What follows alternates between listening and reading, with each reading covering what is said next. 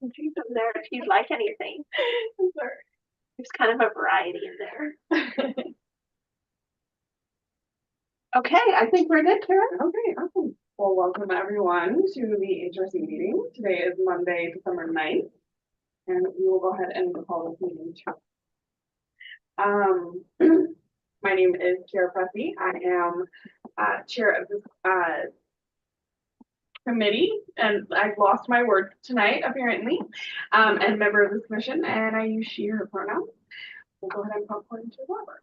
Hello, everybody. My name is Robert Marshall. I use he, him pronouns. I live in Ward 2, and I am the vice chair of the Human Rights Commission, and I will kick it over to Kelsey. Greetings, everyone. My name is Kelsey Murray. I use she, her pronouns, and I am a member of this oh, no, it's not a task force. I did it. Wow. This committee and the commission. I'll pass it to Joaquin. Greetings to you, Kelsey. My name is Joaquin. I'm a resident of Ward 8, and I am the chair of the Human Rights Commission. Ilana, who are you? Great question. I ask myself every day. We all. Howdy, I'm Ilana Lynn. I use they, them pronouns. I'm a member of this commission and this committee. Excited to be here. Thanks. Yeah, and my name is Gretchen Bennett. I'm staff liaison and she, her pronouns. Awesome. Well, welcome everybody. We will move on to a public comment. Gretchen, did we receive any public comment? None received. Not seeing anyone else online or anyone else in this room, so we will move on. I will accept a motion if anyone would like to make a motion to approve the consent calendar. Motion to approve the consent calendar as prepared by staff. Seconded. Thank you, Alana. All those in favor? Thumbs up or up? Awesome. Any opposed? Not seeing any opposition. Motion carries. We will move on to. I'll go fix the lights while you guys. That where's the button? We are now in the dark. Yeah, we'll move on to Transgender Day of Remembrance debrief. I would love to open the floor and see if anybody has thoughts about how the event went, things we could do better. Kelsey, I see your hand up. Kara, you did great. Oh, thank you. I just want to put that out there. You did super awesome. The event was smooth. I think you did a really good job about putting in the changes that we wanted after last year. Ilana, you crushed it with your speech, so thank you for that. Joaquin, thank you for the translation. That was very helpful. And Robert, thank you for tech support. And Gretchen, thanks for just being you. That's it. I would like to provide some feedback. One, Kara, really well done on organizing the entire event. I thought it was fantastic. I enjoyed that everything was scripted out for the tech booth and kind of which slides were playing. Was extremely helpful for myself. Just kind of knowing when to kick slides, kind of like what to expect in some of the speaking points. So the person in there could time it out. The person's probably not listening in right now, but David Muller with the city of Salem, on that tech team has been fantastic. He was a huge help last year in the booth, and he was a huge help this year for Transgender Day of Remembrance. It was also a huge help for the Homeless Services Town Hall, and it's really great for somebody that's attended several events to kind of have that familiar face, when kind of navigating the tech and just to have somebody available. A lot of our events happen after the typical 5 o'clock, so it's extremely helpful to have somebody there. Alana, your speech, I was just fantastic. I actually gave a standing ovation from the back. I thought it was very powerful and very moving, and I'm so glad I was there to listen to it live and in person. I think you did a really great job, balancing, struggles, but also making sure that your speech was optimistic, and, really kind of just providing, a call to action. There's following, really closely to, like some, current events in the political landscape. I think you did a really great job incorporating everything into your speech, and just fantastic. I know you said that you weren't necessarily big on public speaking, but I think you could, take to a podium anytime, and I would listen to you. So thank you. I also just want to give a huge shout out also to Joaquin, for once again doing the translations. It's a lot of names for him to provide that service every year. It's just fantastic. And then, really also want to thank all the other speakers, the guest speakers that, continue to volunteer their time to read the names. I think it's also great for the different people take to the stage. So each one person read the name 400, reading 400. But fantastic. And then also to Salem Police Department and Sergeant Dowd for just his continued support for the Human Rights Commission, and really kind of trying to honor our wishes while also making sure that adhering to Salem Police Department's policies. And I've just been really appreciative of just his role with the commission as well as so those are all of my remarks. It's just a fantastic event, and I look forward to it next year. Lana? I also just wanted to share praise for all of you. I think it was a very well done event and very thoughtful. And like for such a sad event, it also felt like such a sense of community and togetherness. And I think that a lot of that had to do with the way it was facilitated. So thank you everyone for that. And also thank you for your nice comments. I'm sure you can see that I'm blushing a bit. It's it does mean a lot. And oop, there you go. And I was very excited to be a part of this event and look forward to being parts of future events. Um, as far as like feedback goes, the most minor feedback ever.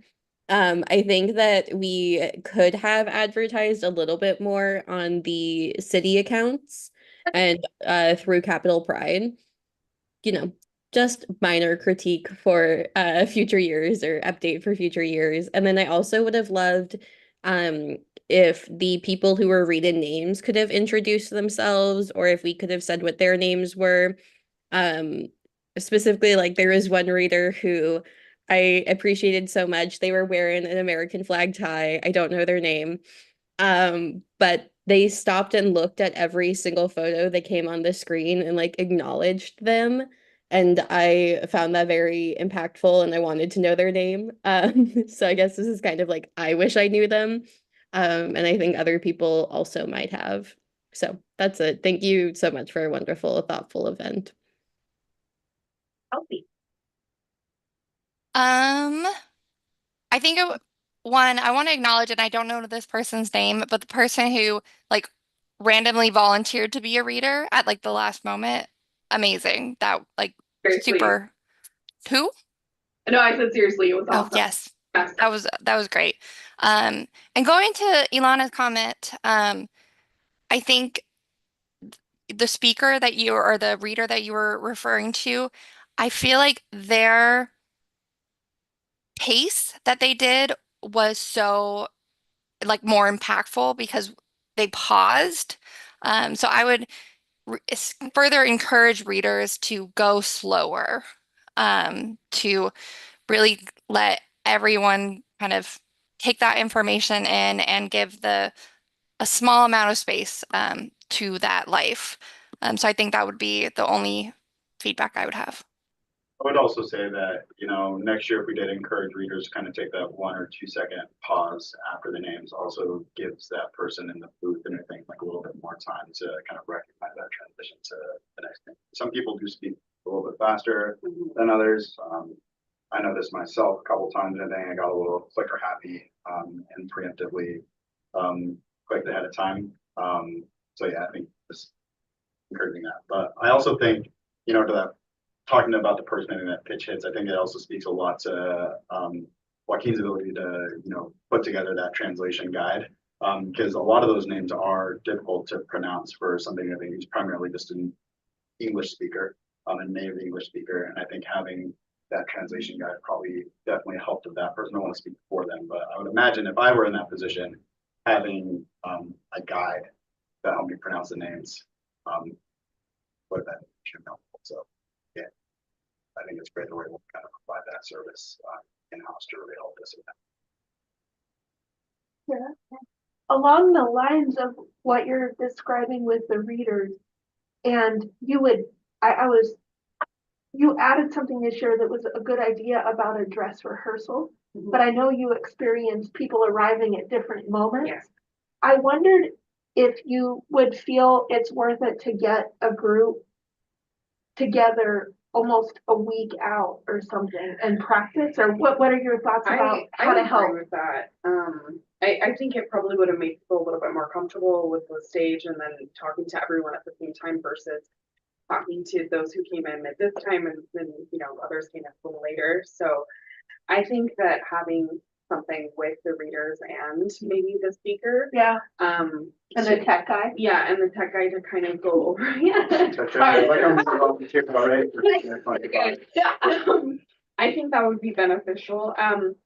Some of the feedback that I also got from the readers was that they felt like most of the readers read the names too fast still, except the one in particular reader that you guys are referring to. I felt like it was pretty well paced. I wouldn't say it was too fast. I think there were moments, but I thought overall the readers did really good at trying to take the pause. I do agree.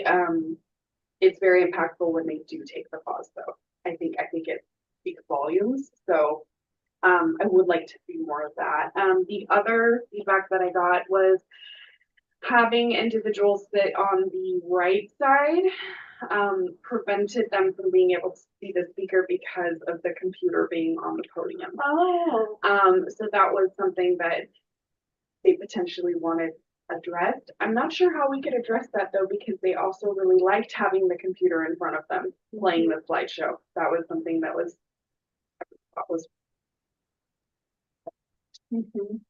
I mean, we could just like put like a little rope up for the right side, and then if the rest of the seats fill up, then we'll just take that rope away. But we could just like section it off a bit. Yeah. So that's definitely something to look into. But otherwise, I thought the event went really well. I did like having the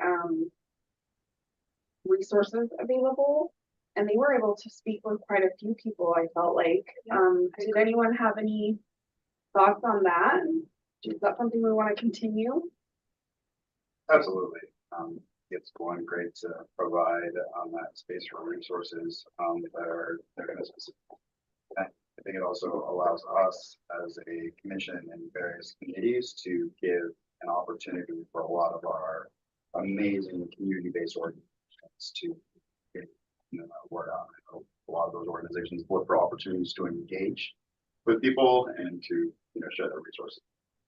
As many times as we can provide an opportunity, and this is, and we've had quite a bit of success in recent events getting partners to both able to.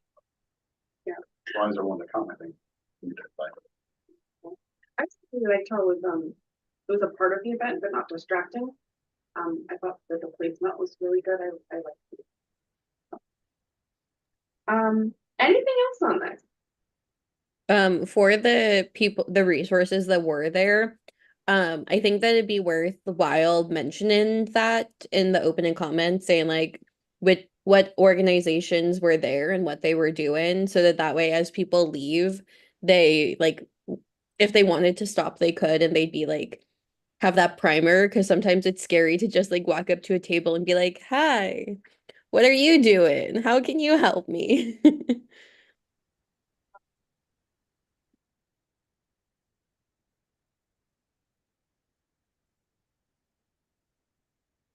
Kelsey, I want to thank you for the document that you built that helped provide a guide into this year. That was a big help, like a really big help.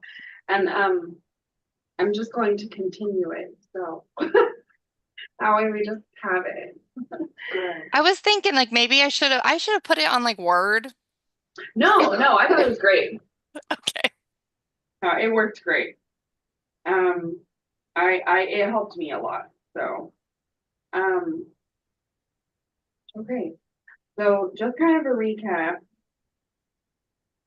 We want to increase the advertisement next year. Um, we would like to meet with the readers about a week in advance to do kind of a run through. We want to mention the resources, and we would like to keep the resources. And you liked the script and how it was laid out for you. So Right side blockage, the manage right side that. blockage. Yeah. One other thing that I realized we could do, which might be helpful in the case that we have readers that are unavailable to make it last minute and don't have access to Joaquin's wonderful list, is I was able to print phonetic spelling of each of the names. Good old Chat GPT helped out with that, like super last minute.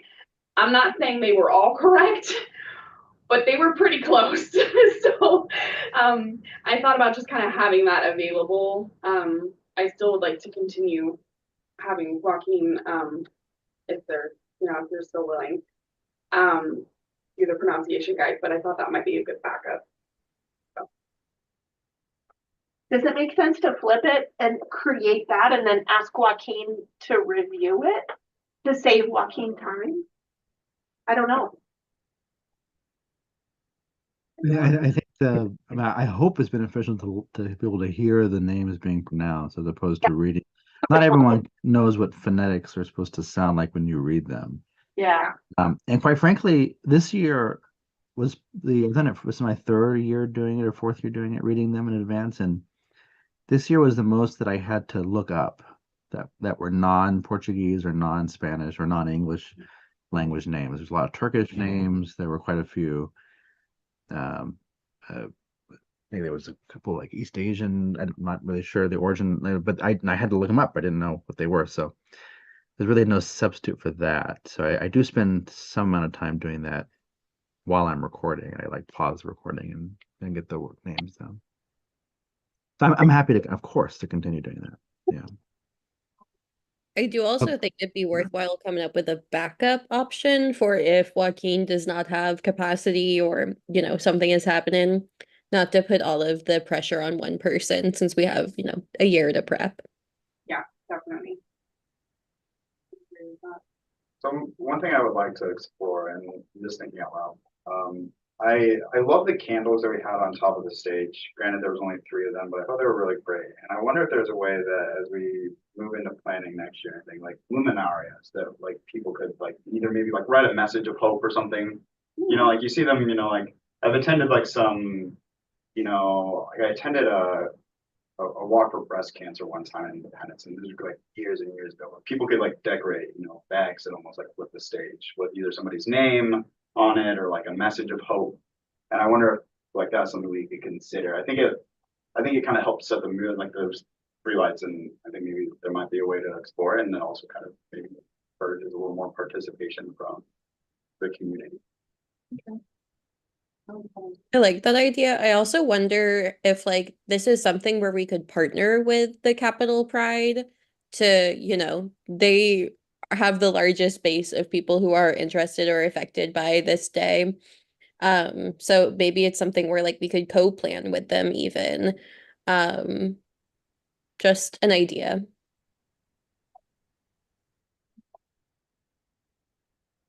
Only other question that I had was this year, and it was a mistake-ish, is that I included individuals who had passed away for medical reasons.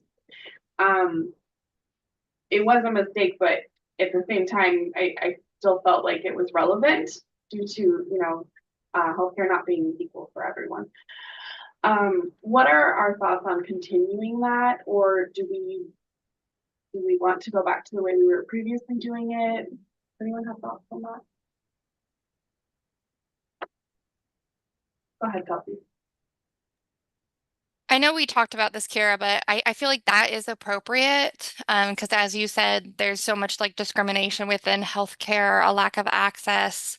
Um, I would say like the only when you look at the subsections of deaths, I think the only ones would be like car accidents, um, that like we couldn't tie back to like anti-trans violence. So I feel like that is appropriate and it's acknowledging the larger scale of anti-trans violence that isn't just like physical violence, but like systemic. So I think that was a great mistake.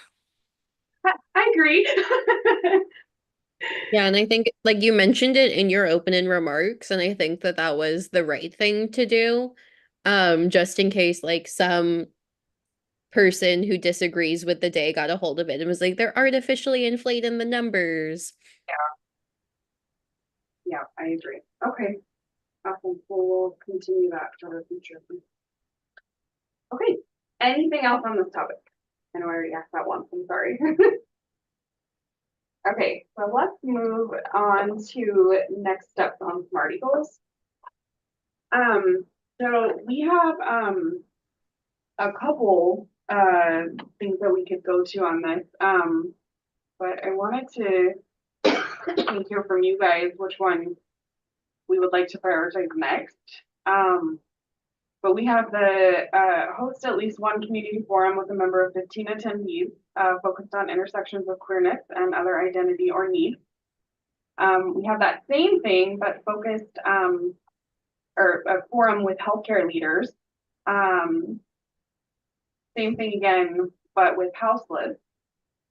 And then I think our next one is to focus on committee membership. And then we have participate in 3 community events. What are y'all's thoughts on what we should prioritize next? And would you like me to share my screen? That would be great. I don't know how to make it bigger though. One of you might know how to make it bigger. If I can make a suggestion, if we're talking about these goals, I would almost lean forward like kind of looking at where we go next. I would kind of almost want to lean towards the healthcare leaders and the healthcare needs. And the reason I say this is because we recently have a new fire chief for the city of Salem who will be taking over, and they will be taking over the ambulance services. Okay. And so, you know, potentially that might be a space or anything where he would want to, you know, kind of learn about, you know, that post, you know, that post ambulance care and kind of what's happening there, and then as well as what people's perceptions might be with, you know, ambulance services and care, you know, pre-hospital in terms of that. I also know that there's a new CEO or executive director of Northwest Human Services who's still relatively new, and as well as Bridgeway just announced their new executive director. And so I think I'm excited because I think there's a lot of really great leadership, and I like the idea of, you know, potentially being able to, you know, get a, you know, trying to get in there while the kind of the leadership's, you know, fresh, and while they still have, you know, all these great ideas to it, and, you know, maybe get them to, you know, as they start crafting, you know, essentially their strategic plans for their organizations and what they want to focus on, if we could get them to start thinking early on about those issues. Gretchen, right next to that where it says 100%. Oh, that's what I'm, okay.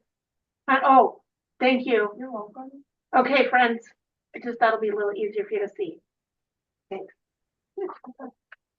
Ilana? Yeah, so of the forums, I would also think that the healthcare would be the next one we should prioritize, especially going into the new year when a lot of people are going to be getting new insurances, or, you know, I feel like the new year is always like insurance time. So that would be like of the forums, the one that I'm the most interested in, or I think that we should spend the most time on. But then I also think that we need to increase the committee membership. And so I would want to prioritize that above the forum because I would want their feedback to help guide the forum. And I think that, you know, especially getting like people from underserved communities. Okay, I love the agreement, Kelsey. So yeah, that would be my opinion. Anybody else?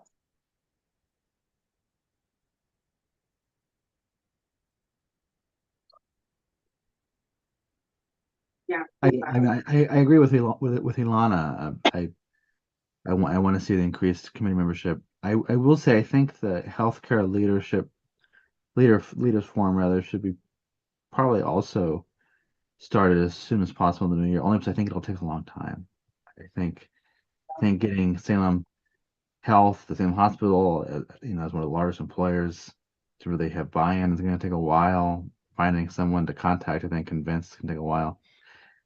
David's great. I don't know when he gets the ambulance services. I know they voted for that, Gretchen, but when is that 2025 or when does that start? Starts July 1st. They take over ambulance services July 1. New fiscal year? Yes. Okay. So yeah, the fall contract, they're terminating that contract or letting it end or whatever it is. That'll be a big change. So yeah, I think it's a fair opportunity. So we can do both. Yeah. Where do you guys think of starting with the outreach to expand the committee membership? Capital Pride or other groups or what's top of mind? I'd say Capital Pride and then also like the colleges nearby. I know we've been struggling to like get in contact with all of them, but I'd really love some youth perspectives. And I mean, I also think that we should post like a job basically on one of the job boards, like whatever the preference is. And I think that that's worthwhile because you can post like internships and like unpaid jobs on there as well. So I think that that's somewhere where people are looking and at least we'll get into a larger audience. Kelsey, oh, sorry, I can't call on people.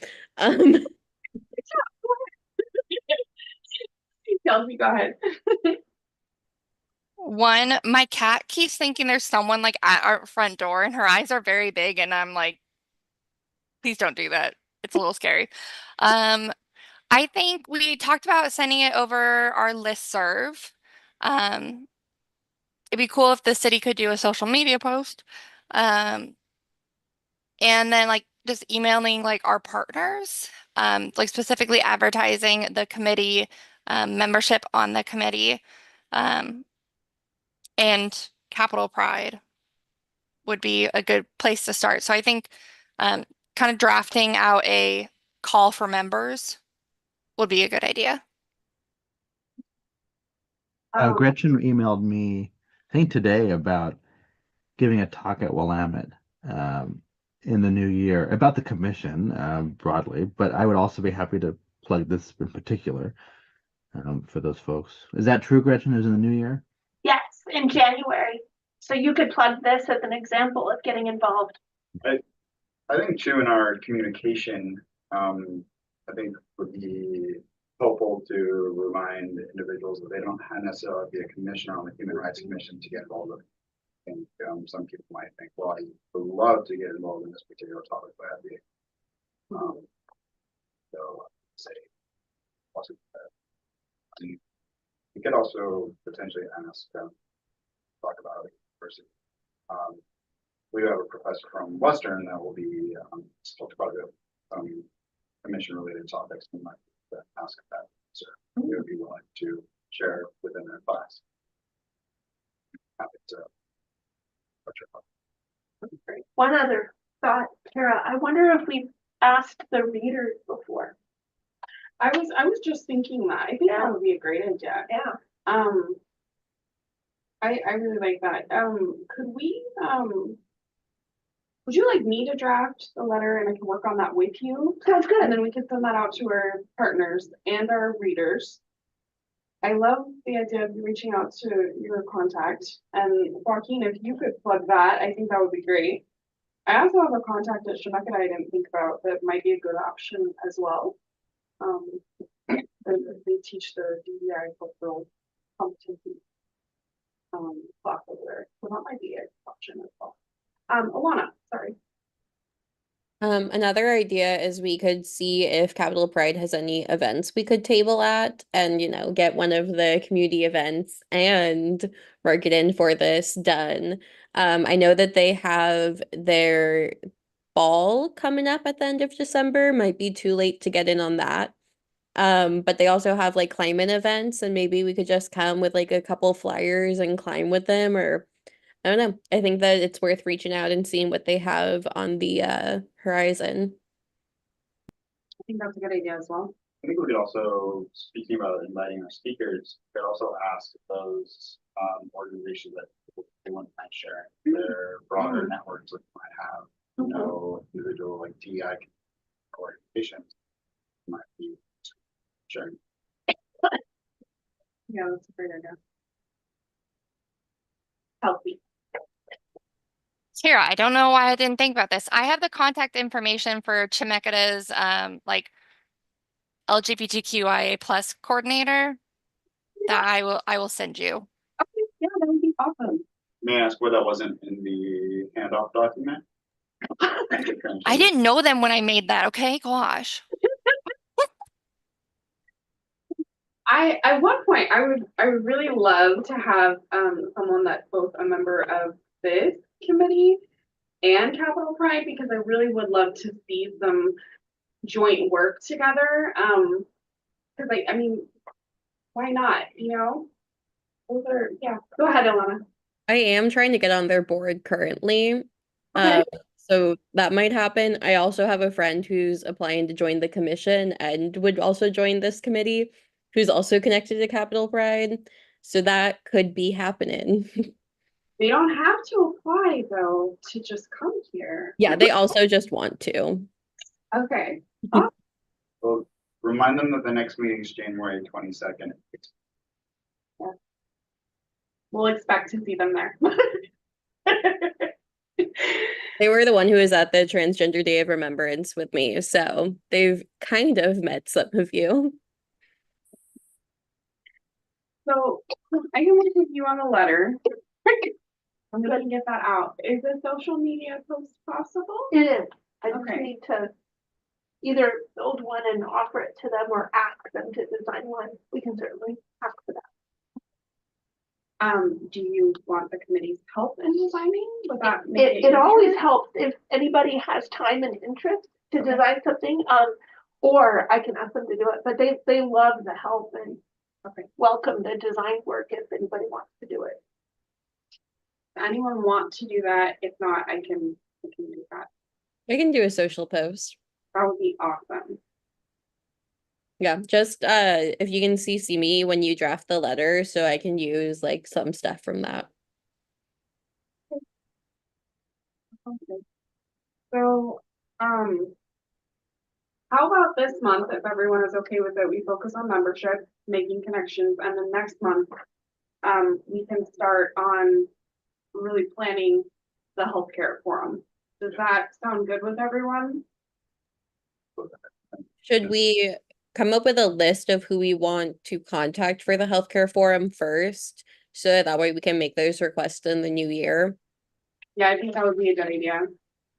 What were you gonna say? Yeah, that was gonna be my suggestion. I think if we just wanted to, people just wanted to compile a list of healthcare experts or healthcare leaders they would like to potentially see there, then we can start. I could probably get someone from the Oregon Health Authority to join to like give a statewide perspective. And I could also get a family doctor to join. And also probably a therapist or counselor if that would be of interest. Go ahead, Kelsey. Throwback to when we were following up with people after the belonging survey. I think I have a good starting list on those contacts, because healthcare was one of the top places that queer folks were experiencing discrimination. So I can either send that to you, or if Gretchen has it somewhere. I think I do. I can Okay. find good thinking.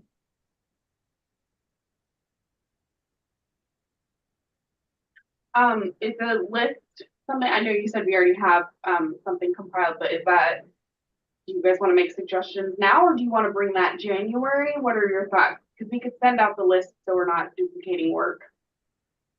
I'm good with either. I can write down stuff. Would it be possible for Gretchen to summarize the list that we already have and then whatever additional ones were said in today's meeting? And then Kira, you could prioritize them and then send that out to the group Yeah. and just be like sign up if you have a contact here type of situation. That'll come through Gretchen, but You yeah, bet. yeah, we can do it. So that being said, is there any more that anyone wants to add that maybe isn't on that list? I can't remember if Northwest Human Services is on the I think list. they were on the Okay, list great. originally. That's another healthcare provider, new director. They're in this space, interested in this space. Yeah. I brought all three of those. And I'm sure Salem Health is on that. There's a contact person.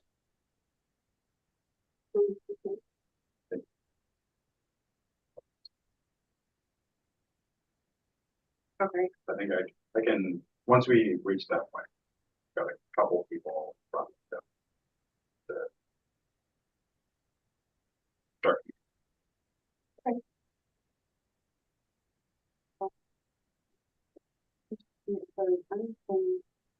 Oh.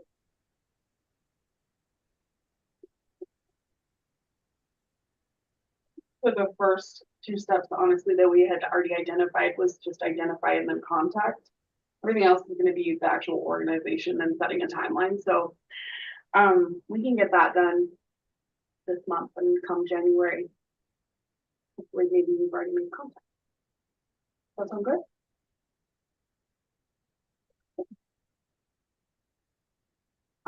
Does anyone have anything else surrounding this?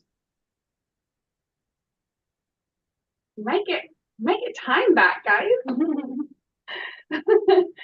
All right, so I think that takes us almost all the way through the agenda. Does anybody else have any remarks or announcements? I was gonna say, I mean, if we have the 20 minutes, we could potentially, depending on your interest and the interest of the other members here, discuss what we think this event might look like. So we have, a community forum with healthcare leaders, but how do we kind of envision that? Do we envision putting them all at a table and everything, and then have it get grilled by community members for an hour and 30 minutes? Do we envision them kind of making, presentations and, giving us the general boilerplate about how they don't discriminate in healthcare, even though we know that potentially be to the contrary, or I like the grilling bit. That's just me. Go ahead, Alana. My preference would be that we have 5-ish presenters who are given 10 minutes each to give a brief presentation and then an hour for questions from the public. So it'd be basically a 2-hour long meeting. So first hour presentation, second hour questions. So that way everyone has a frame of who they should be directing their questions to and grilling appropriately. And also we can get some information that we might need to move forward with any actionable items created from it. So my question is, just so that we're all talking about the same thing. When we say presentation, we mean about the services they provide or about how they provide services for the queer community or how the queer community is part of their calculus of care? What are we talking about presentation or both? So I would imagine, sorry if I'm dominating space, someone please feel free to cut me off. But I would imagine one slide that's this is who I am, these are the services we offer, or this is what we do. And then 1 to 2 slides being this is how, or this is how we identify the queer community in our practice, and this is how we work with them, or these are areas that we think we could grow on. And just basically have a couple slides about the queer community and how it's interacting. And then I also think that we should have a slide or two on racial disparities or just racial information, because we know that there's such a large crossover between queer and racial discrimination. So I think that it's worthwhile throwing in there, even though that's not technically the focus of our committee. And then just like if they want to be like, these are questions we have for the public to answer, I think that would be great. Like if they want to solicit feedback, but that would be up to the presenter.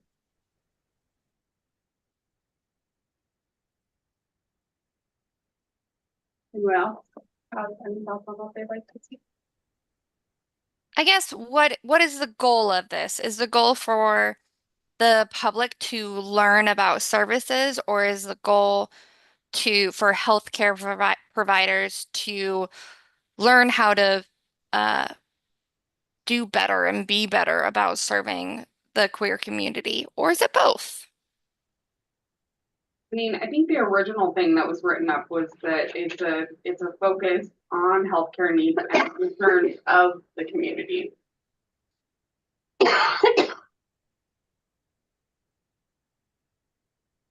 Teens' wheels are turning.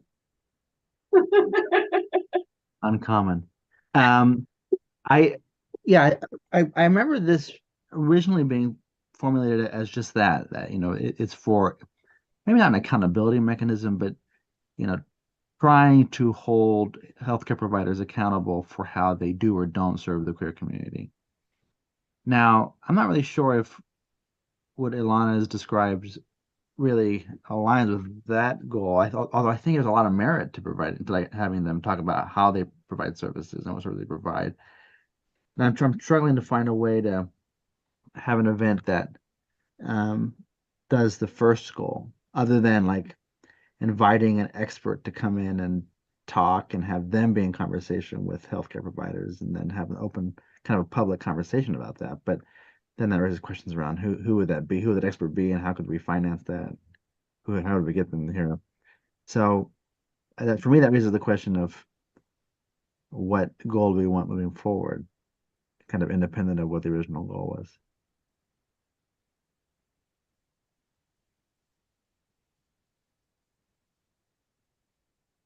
I mean, I feel like it would be extremely hard to find someone to come for the original goal, because it could just turn into a why don't you do better? Like it could just turn into like bullying the person who shows up. Um, and I would not want to put someone in that situation, especially if they're trying to do better. So I like for me, what I think would be the best if I were a member of the public is to at least have some level set in of like, these are what these people do. Now ask questions. So that was kind of what I was picturing. So the goal would be informational and then Q&A, if that makes sense. Yeah, I do like the idea of the, brief information, but then also kind of opening the conversation of how they actually interact with the queer community and what that looks like, and the services that they provide accordingly. So, and then if they feel comfortable with the Q&A, or Robert, didn't you do something with like they had submitted questions prior to the event? How did that work for you? So I like it. I think there can be differing opinions on people's thoughts of submitting questions ahead of the event. One, great thing with, events, particularly the one that we did with submitting questions ahead of time, is that, kind of avoid somebody kind of getting a hold of the microphone and grandstanding there. And then, putting our healthcare professionals in an uncomfortable space because of moderate getting it back. We did get quite a few questions that came from that. And I think, kind of asking people to submit those questions ahead of time would allow for somebody to essentially mock kind of as, we discussed this kind of picture almost like a date stage almost, where, you could, request, various, questions ahead of time. Some, even us, we ourselves could do some like research and anything to find some like questions based off the survey. And then we could, almost debate, like say we did like Lux Auditorium. I don't know how many podiums are available, but say we did like 5 or 6 people on a podium, and we could, ask targeted questions.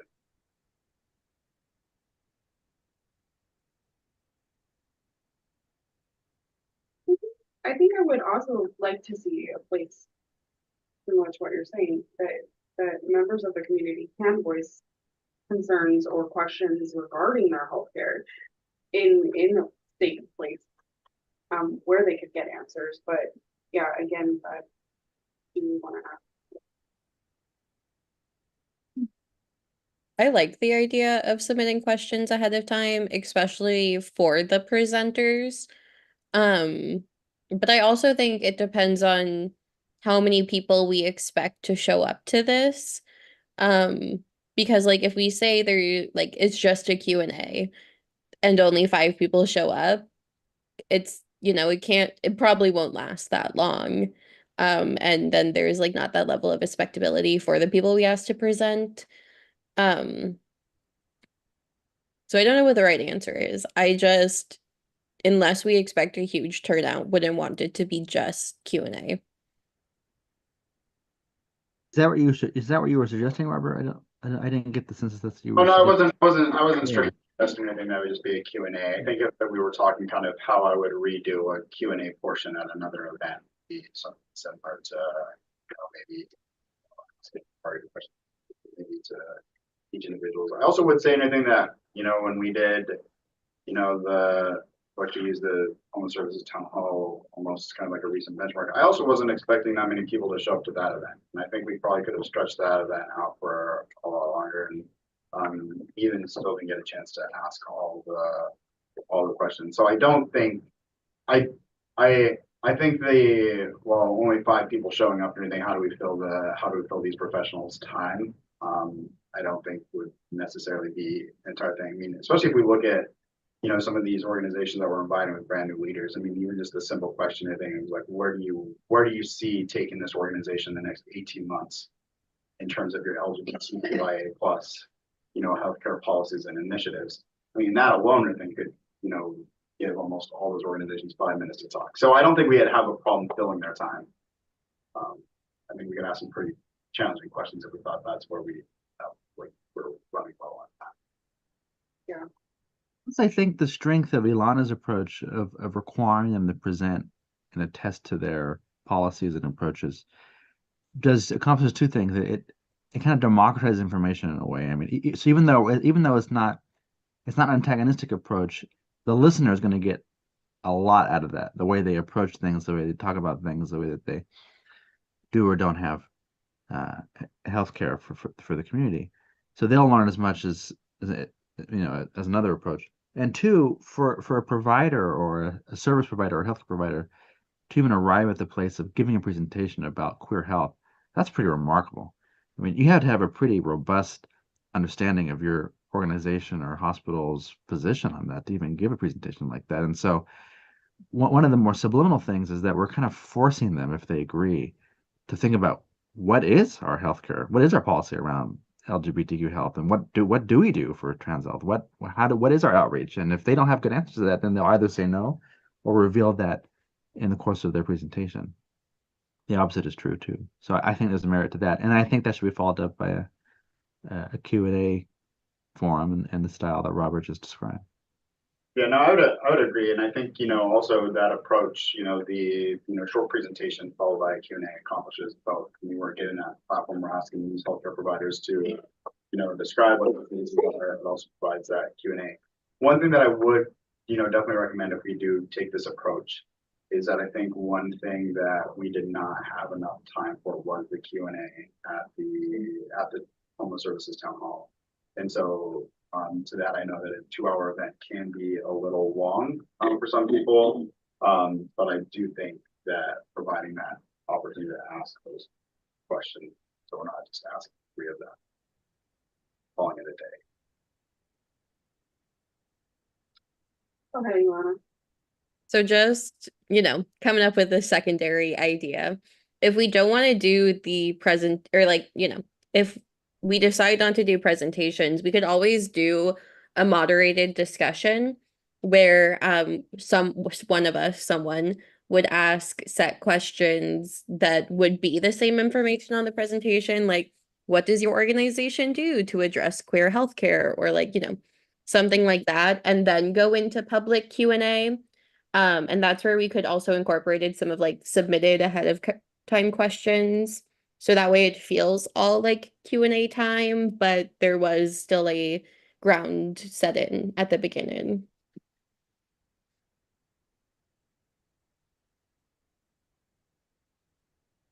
So it sounds like right now we have two different ideas. And one is that they have a presentation where they're going to, talk about who they are briefly and then how they interact with the queer community. And then they follow that with a Q&A, or we have a moderator, which would be Q&A the entire time. I can't say I have a preference necessarily. I mean, I always like visuals, so I would maybe lean more towards the presentation, but I also like the idea of the moderator as well. So, anybody else have a preference? I We think could also combine it. go ahead, Alana. We could also combine it and say you have 5 minutes to give your presentation, and then we'll have 30 minutes of moderated discussion, and then an hour of just like general public Q&A.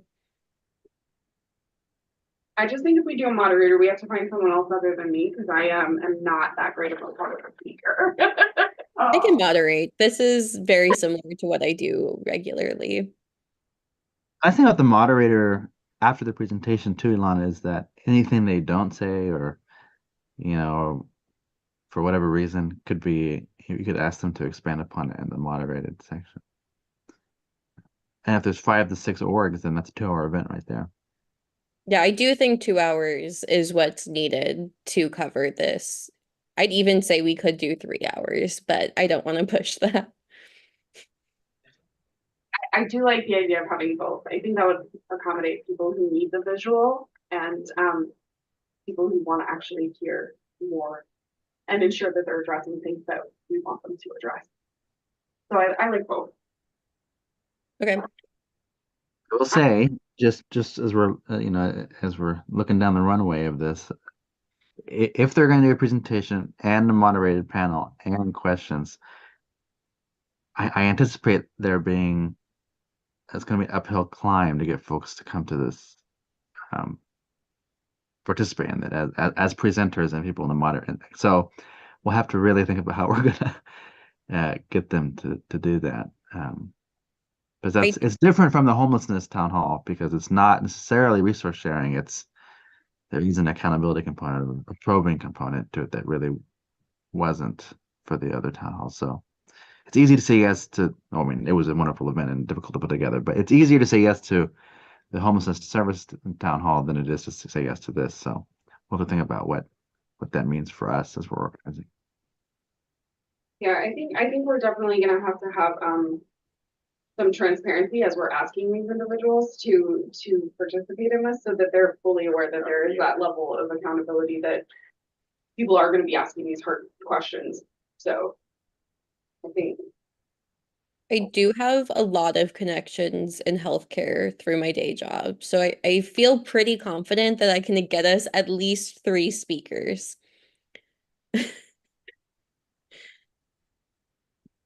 You had mentioned maybe doing some reach out before the next meeting, but I think you just made a really good point about transparency and clarity in what we're asking. So I almost wonder if you'd want to review sort of the ask at the next meeting as a committee and then do the outreach, just to make sure you're all on the same page with what we're asking of folks. I think that would be a really good idea. I think we also may need to reword our goal a little bit because we're kind of out of line of what the original goal was. And so I'd like to maybe review that a little bit more next meeting. And then maybe we can have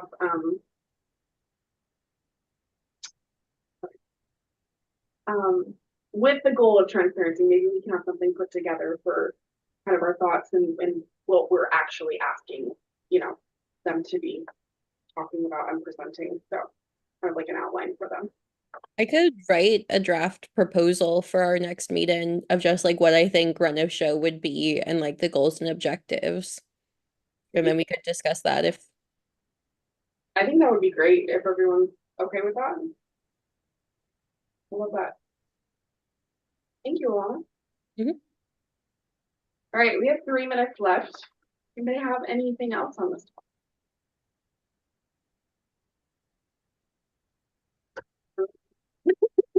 All right.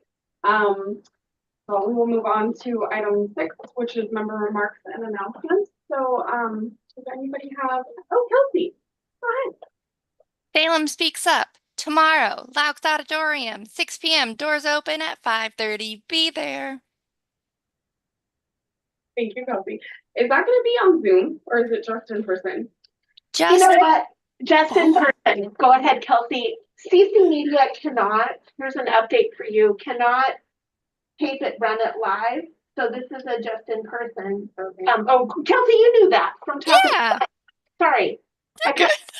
I guess now that kind of takes me to the, do we want to re-explore our original approach of being able to allow people to speak from where they're at then? Yeah, we do. I think we should offer that now that we're not worried about that, but I think we could maybe connect tomorrow.